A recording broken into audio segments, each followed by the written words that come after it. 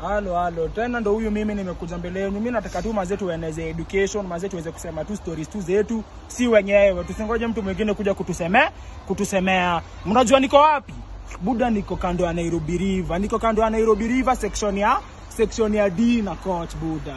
Ona venye Nairobi River inakaa huku. Ona takataka zinapatikana hii Watch Buda. Watu wanatupa diapers manze kwa Nairobi River. And this is supposed to be a natural resource manze. Buda, hii ni kitu inafaa kwa ikisaidia wananchi, inafaa kwa ikisaidia hadi nature Buda. Kunafaa kuwa na mafish zinaswim hapa hivi nditni.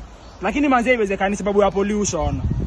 Buda, we should check on that. Gava, we should check on that Buda. Najua mmeka mikakati in place kusaidia vitu kama hizi, lakini itabidi mpushizo mikakati forward na muongeze hata initiatives zingine hapo. We should check on that Buda. Ona hii ni Nairobi River. Cameraman waonyeshe. Cameraman usiogope. Waonyeshe kuanzia pale penye ina flow all the way down mpaka vile inapita hapa hivi. Yes. Youth for youth manze. Tujenge na tujijenge na pia tujenge mali penye tumetoka kama ni aje. Usipoifanya nani mwingine ataifanya. Ai. Umengam.